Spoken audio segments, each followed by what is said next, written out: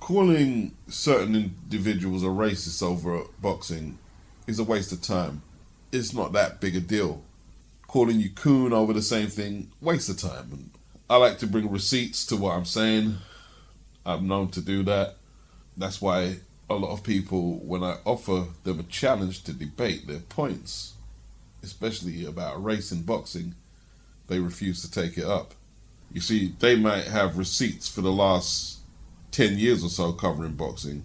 I have receipts for the last 30, 40, 50, 60, 70, 80 and further back. More importantly, I call you racist, you call me racist. You say potato, I say whatever they say. Or tomato, tomato. Waste of time. My job is to point out where fighters of colour, where their opportunities are being stunted. My job is to level up the playing field for all boxers, ultimately. That was a key reason for starting this channel. As early back as 2012, I was watching an uncomfortable balance in what I saw in boxing and what a lot of white media or non-black media were reporting. In my opinion, black boxers actually fared better with the old white media, pre-social media, than this current rabble who say we don't inject race into the debate and all great sounding platitudes like that, and we're objective, and it's just the PBC fans who are racist, but we're not. They fared better under the old system than this current one. This new system will tell you how Erislandy Lara didn't deserve a fight against Golovkin because he's a light middle, but so was Ashida, and so was many other fighters. Gabe Rosada was not an established middleweight when he fought Triple G. They will tell you that it was Andre Ward who didn't want to fight Golovkin. When Golovkin was prepared to move up to 168 to fight Carl Froch, but not Andre Ward. They will tell you that Andrade doesn't sell and that he's boring. But for a lucrative payday, he was willing to sweat down to 150, was it 4 or 5? And fight Mayweather, who this same media like to say was boring. So it's all about the money, I guess. But he's paid already. There's no excuse for not fighting Andrade. Golovkin would get at least 10 million for the Andrade fight. Andrade would get maybe 2 or 1. He knows this. He's not the A side. So let's not say it's the money per se, but the Golovkin fans will paint him as some type of warrior, but basically he's a basic fighter with a good chin and a good punch who plays an excessive risk-reward game, which is backed up by damage control by this section of media, and there's blacks who do it too. They love Golovkin. They would defend him against anyone. There's no way he ducked a fight against anyone. There was always a reason why he didn't take on fights that me and others like-minded would have liked to have seen. They fail to realize or pretend they don't understand there's a lot of boxing fans who had higher expectations for this guy. Golovkin's fans were into protecting Golovkin, and that's how a lot of us see it, and you're not going to change our view on that. We have receipts to defend that claim. Gennady Golovkin is not at liberty to fight Andre Ward. He wasn't at liberty to fight Lara or Andrade. Let's get that straight. And you guys don't expect no criticism for that. But then, you know, you want to go mad that Demetrius Andrade didn't fight Johnny Beck. When, you know, Demetrius is a two-weight world champion in his 30s now, looking for a significant unification, a mandatory or voluntary against a significant name. And he couldn't inspire himself to do it. Now, I think he should have took the fight. But if you're going to cast a game for that and then give Gennady a pass with one fight against Zerameta in the last 2 years, and before that it was Steve Rolls and another inferior product that he faced. 2 years out, one fight against Zerameta, and then took on Murata. Murata has no world-class wins on his resume as far as I'm concerned. Ndam was certainly not world-class when Murata fought him. And he needed 2 goes to get it right against Ndam. He needed 2 goes to get it right against Rob Brandt, who definitely not elite, no way. And then you look at the rest of the opponents, it's just not really a discussion, is it? Or is that me being biased or you being biased? I have nothing against the Murata fight. I don't. But it shouldn't have took 2 years. And basically, that's about how much? Maybe 6, 7 title challengers who could have fought for both of their belts in that time. And the sanctioning bodies allowed both of these guys just to sit on their belts and keep them belts out of commission for 2 years. For this? Who are they? What, Harry Graham versus Hagler? No, not in my opinion, it's not. Not in my opinion. So, you can tell Andrade what fights to take, but we have no say in what Triple G does. I can't talk about Triple G like Jim Lampley with this great fear factor, this all-conquering beast of a boxer.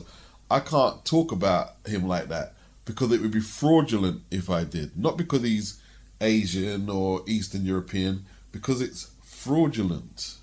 I can enjoy a prime Gennady Golovkin for what he was. He gave us regular title fights against average to decent, perhaps, well, subpar opposition, and he had a lot of quantity in terms of how many defenses a year. But anything more than that, like Golovkin being this warrior who takes on all comers, I'm not seeing it personally. And I'm a good judge of the fight game. I don't need no one's cosign. I'm a good judge. Golovkin challenging Canelo is not Golovkin taking a big risk. He's naturally the bigger man, and this is where he gets his biggest purse. It's not a massive risk. Taking on an Andrade, a difficult fight with less fanfare than Canelo. Taking on a Ward, a difficult fight with less fanfare. That's taking on a real challenge. A Lara. But his fans, it's not just the media, his fans and his media, they undermined these fighters. They told us that they're boring, that they don't sell, that nobody wants to see it. But they try and do the same Jedi mindfuck and tell us that we want to see a third Canelo-Golovkin fight. And speaking for myself, I don't want to see it. He doesn't deserve the fight. The PBC fans, they do the same thing with Errol Spence and Crawford. But I don't support them either. Because I don't support the fuckery they do. I don't support the fuckery the Mexicans do. You know, like the way some of you were so happy that Canelo shut down Andrade. Go on, get the fuck out of here, man. You don't fight nobody. You're boring, man. You know, like, nah, I don't appreciate that shit. I don't appreciate that shit. If you're going to be this great warrior, I expect you to take on all comers. I don't give a fuck what shade or what demographic you're coming from. I don't give a fuck about that. Like, Rigo's victory over Donaire was the biggest fight at the lower weights for a long time. And for anyone around the super bantamweight weight class with a belt or a high ranking, that was your time to fight him. How did they get around that? Barry McGuigan kept saying he was boring. Bob Arum sabotaged him. HBO sabotaged him. Nah, I don't run with that. If you want me to big that up, like that's clever, you know, like using politics to sabotage a man's career and think that's cool, I don't have the same mentality as you guys. I just don't have that. Maybe I need to turn into a scumbag. I support Anthony Joshua, 2 times unified champion. He's made all the offers. Him and Eddie. They've made real offers. Offers in the boardroom for Wilder, Fury, Luis Ortiz, this guy, that guy. That's facts. I don't care if you think Joshua is too stiff for corporate control or if you don't like Eddie. Because Joshua has expressed that he wants to be undisputed. He could have swerved Usyk. He didn't swerve Usyk like Golovkin is swerving Andrade. You see, if Andrade was buzzing around at heavyweight with that WBO belt, AJ would fight him. I have no doubt about that. He'd fight him. And the sickening thing is he gets so much criticism when he doesn't have to do that. He's a way bigger draw than Gennady Golovkin worldwide. Way bigger. Golovkin ain't no superstar in comparison to Anthony Joshua. I know that burns you up to hear that, but it's the truth. And that fucker Golovkin had the fucking nerve to accuse AJ of being a steroid user. Golovkin has spent his whole career just lurking around Mayweather. Yeah, I'll drain down to a skeleton to fight you, and waiting around for Canelo paydays. I don't see him or anyone who represents him trying to make any significant fights. I don't see it. I've never seen it. I've never seen him set the pace where they've had to make a super fight around him. I've never seen it. His 2 big fights against Canelo, he didn't get a W in either fight. Bottom line. When I'm talking about Eastern European fighters, I prefer my memories with Vasily Girov in his fights with Joe Macy and James Toney. Both fights that he lost, but to me, that's what you call a fighter. That's what you call a fighter.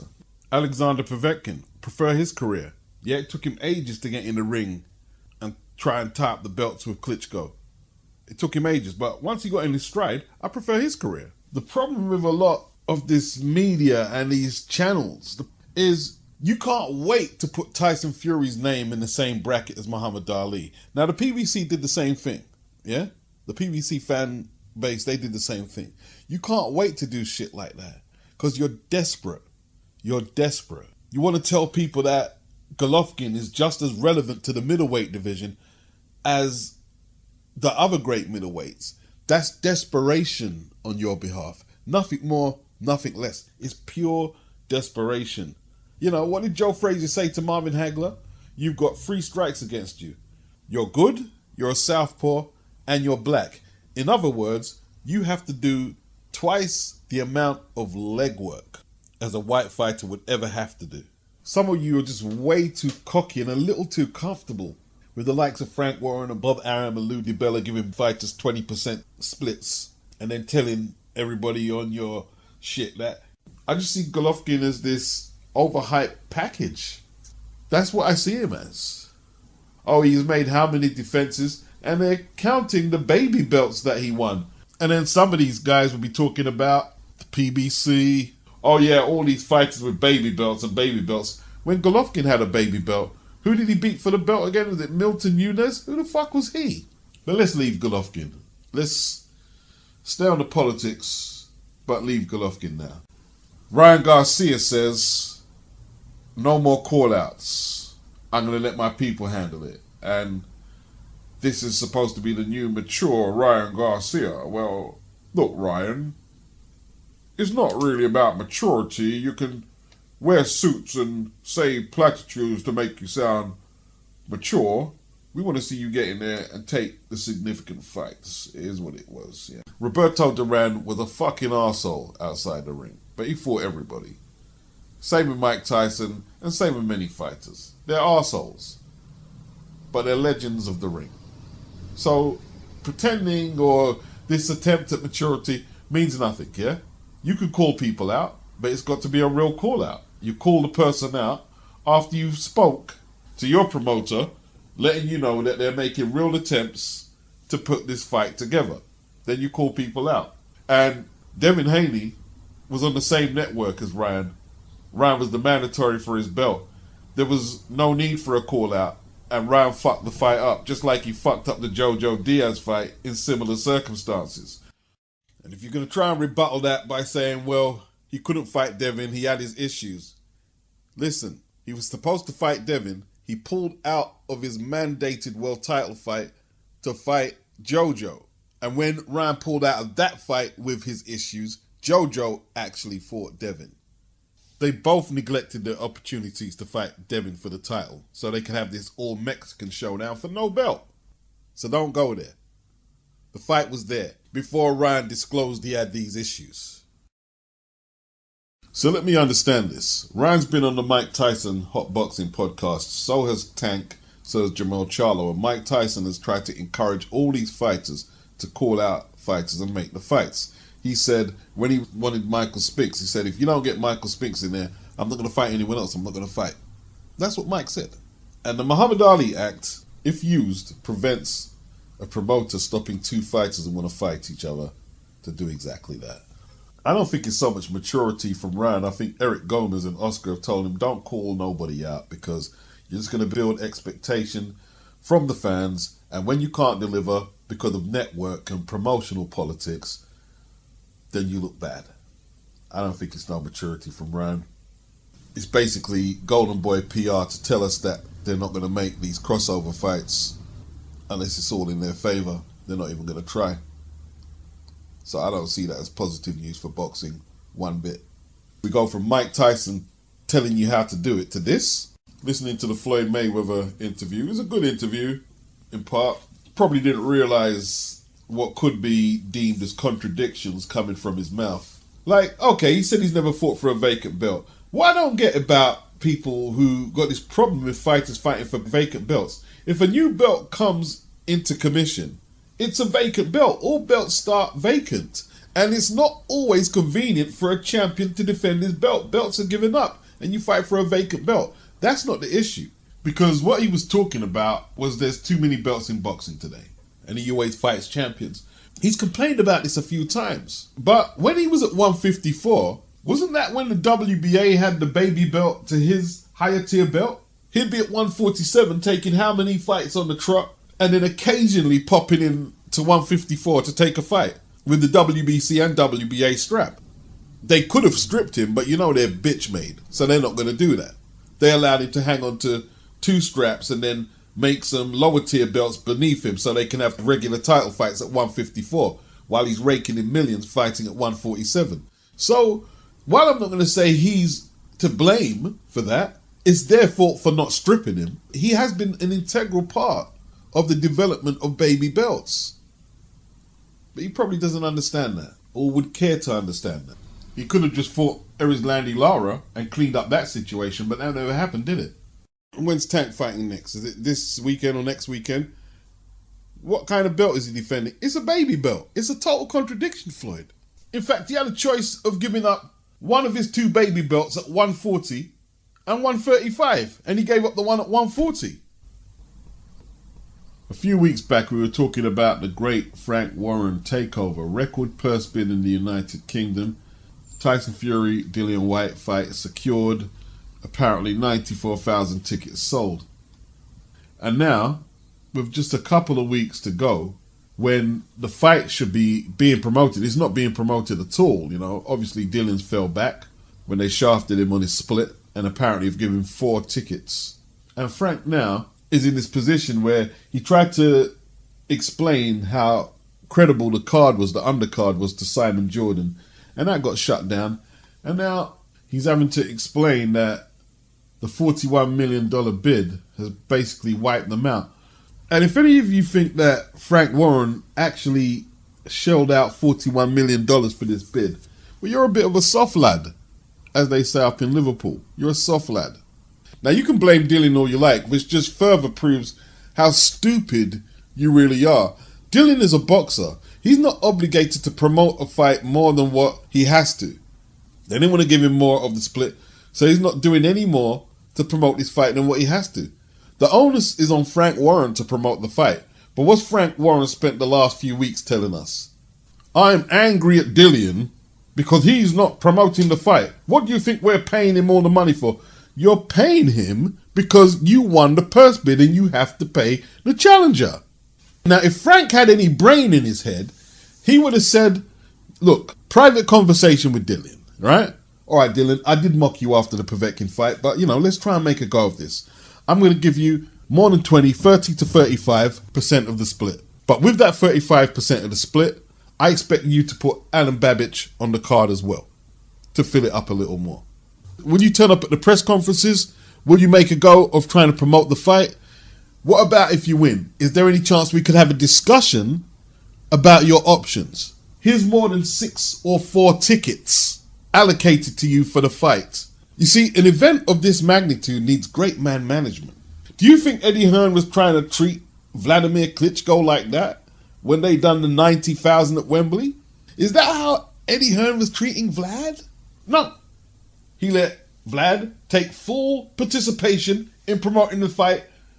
All his K2 people were around the setup and everything. This was on Frank Warren's lap. Right?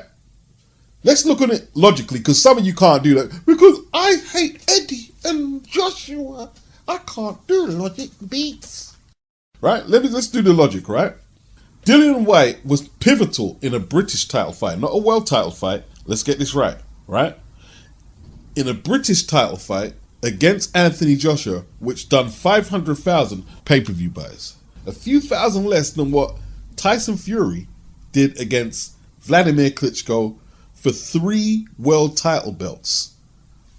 Same time zone, same network, Sky Sports, both fights. One was for a unified world title fight and one was for a British title. And they clocked over 500,000 pay-per-view buys. And Dillian was an integral part of that promotion. Now, if you've got any brain in your head, a clear-minded promoter would say, I have a gold mine here. Let's not treat Dillian like, let's actually treat him as a businessman and as a boxer because he adds to the value. Oh no, Frank's trying to tell everybody, oh, they will counter-see Tyson. They will counter-see Tyson Fury. They ain't counter-see Dillian. Well, you're finding out now. Dillian has developed a cult following. He's a pay-per-view fighter in this country. You can't ignore all these things and you're trying to make a pay-per-view fight. You can't do it. I mean, only a stupid man would do that. Look at Dillian's entourage. You got Dillian himself. You got Dean White, 6'6", big Dean. Imagine you see Dean and Tyson Fury's brother Shane. They can even set it up like WWE. Go on, have a pretend square off you two. Why not? I wouldn't care less if they choreographed it. It's great content.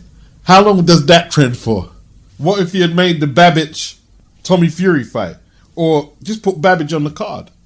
Babbage has a cult following now. There's so much Frank missed out on here because he wanted to embarrass Dillian and Eddie. What he should have done is get Eddie on the press conference and start throwing shots at Eddie. That's what you should have done. If you hate Eddie, bring him up there and use him as grist for the mill. Look at this stupid Essex plonker. Thinks, you left him out. The most high-profile promoter in the game. Biggest promoter, actually. Him and Bob Arum. Well, look who's looking stupid now.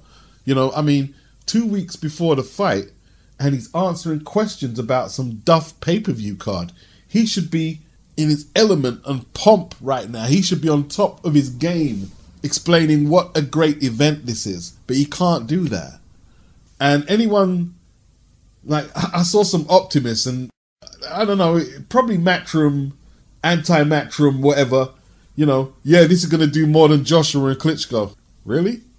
It would be on ESPN across the pond, I guess, so it should trend out there. But that's just going to be regular ESPN. They're not going to put that on pay-per-view across there. They're just not. At 5 p.m? No, I'm not going to do that. But this is not going to beat AJ and Vlad's numbers. The promotion for AJ and Vlad was on another level. You know how much time we speak about how Sky is unbeatable on that pay-per-view platform. You saw that what they done with Brook and Khan. Eddie's got his work cut out to get AJ on the app, on the DAZN app, over Sky pay-per-view. I know Adam Smith is a bit desperate and it's annoying, but he's got his work cut out to validate a decision why AJ doesn't stay on the Sky platform doing pay-per-view.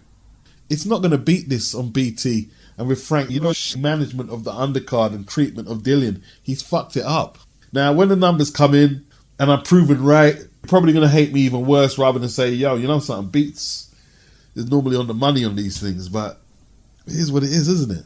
Frank's style of promoting is dated. It doesn't work anymore. It's too draconian. It doesn't work. Without Bob Arum's money, he wouldn't even have got this bid. His style of promoting doesn't work anymore. Go ask Company House if it works. It doesn't work. And here's the thing. Frank is a brilliant promoter. Yes, I said it. Frank is a brilliant promoter. Frank is as shrewd and as savvy as anyone in boxing, or he wouldn't have survived this long. He wouldn't have been able to get rid of the cartel of Duff, Barrett and Astaire, which was the ultimate irremovable object in British boxing for years. That's the truth. Frank knows his stuff. If Frank can get his ego and the control freak shit out of the way, he's a brilliant promoter. But when that gets in the way, he's fucked. He's screwed. That's why Eddie basically is whooping him on the domestic front and internationally. Frank can't even get near to him, in all truth. Most of these young dudes are rooting for Frank over Eddie. They don't even know why. They wasn't even probably born when Frank was in his prime. When Barry was struggling with Eubank and BENN too. At Old Trafford, he was struggling. Frank had to take over. He brought in Don King. Don King brought in Showtime. Why was it so big? Because he gave up a lot of control to Don King. Yeah, let Don handle some of this. And it's a huge event over here. And it done pretty well across the pond as well. You banned the zone. You don't want them on the game. If they done some shoulder programming for this, it would just increase the profile more. That's just logic. BT for boxing is a struggling satellite entity. They can't handle this all. Britain is in a crisis now of a recession. This is not beating Joshua versus Klitschko. And yeah, all right, I'm a hater. I'm a Frank Warren hater. You're like little kids to me right now. You sound like little children. When I see you posting up on Twitter and YouTube, you sound like little children. Ben Shalom. Now we got to watch out for that kid there, him and Adam Smith. They could be coming up fast. Callie and them cats at Channel 5, they could be coming up fast. Yeah? They're all way more progressive than Frank. Let's see if Conor BENN can continue his knockout streak against Chris Van Heerden. Last time out, he knocked out Chris Algieri, taking on a lot of old veterans recently. He's told Chris Van Heerden that he needs to prepare for a whole lot of firepower. It's a 12-rounder WBA Continental welterweight title at the O8 Arena in Manchester. Now, Van Heerden is a southpaw. He's took on the likes of Errol Spence without much success. And the Boots Ennis fight ended prematurely. Was it a no contest? Now, I'd like to see Conor getting well contention, I would. But I would like to see him fight someone younger with more ambition, of course, 100%. And Eddie has promised that if he gets by Van Heerden, we will get that. So we're going to hold Eddie to that, 100%, no excuses. Now, while it's not the ideal opponent for most people, knockouts cause amnesia. We saw that with Triple G fighting nondescript opposition just the other day. You get a good knockout and people are all over it. So Ben needs to deliver a great knockout, keep the momentum going. We got the return of Chris Billiam Smith, Tommy McCarthy for the European Cruiserweight title. Looks like another dire struggle, that one. ALYCIA BAUMGARDNER is a late addition to the card, defending her WBC and IBO World Super Featherweight titles. That should be interesting. She can fight. So now she took that belt, them belts of Terry Harper, and this is her second fight on the bounce in the UK. After she beat Terry Harper, I was tweeting that, man, she needs to make her home here and make a success of it. And that looks like the route she's going.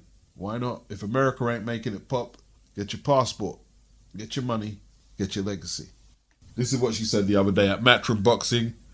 They support their women, build their women, and pay their women. Know that. I give props to a British promotional company if they're making more pay-per-view stars out of their fighters than we've previously seen. Some of them don't even have titles like Dylan and Derek. Giving all these opportunities to the women to do their stuff. I have to give them props. Michael Benson, sources. Eddie Hearn. We would certainly be looking to pursue Gervonta Davis extremely aggressively if he was in a position where he was no longer under contract. Well, that's very interesting indeed. Why though? The other month he said he couldn't get Terence Crawford the fight that he wanted, so he would not be pursuing Crawford when he's out of contract with Top Rank and Bob Arum. Well, who are you going to put Tank in with? Maxie Hughes? What fights can Eddie get for Tank? What 135-pounders does he have? Devin Haney, no longer under contract with DAZN. There was talk that Devin's going to snatch the belts in a couple of fights and then get back over there. That's very optimistic. Politically, anything can happen in between them two fights that Devin has on Top Rank. Let's think about it. Let's keep it real. You know, like Andrade's gone after the Zach Parker fight. Devin Haney, free agent, gone. Because basically, Eddie can't get the fights for them, can he? He can't get the fights. So he's going to be in the same position with Haney and Demetrius Andrade, where he's trying to get PBC fighters and top-ranked fighters to come over to the zone. And they're not having it. So I don't get this I'm going to pursue him aggressively bit. I don't get it. Maybe they have a strategy in hand. I'll be interested to know what that is. What's Eddie going to do, though? Is he going to match Tank up with some Golden Boy fighters? They're all on the same app. You've got Ryan, Jojo, and William Sabeda, who has a very high knockout percentage, undefeated in 25, 23 knockouts. So there's a couple of fighters there. How come they're not matching Jojo or Ryan with this Sabeda guy?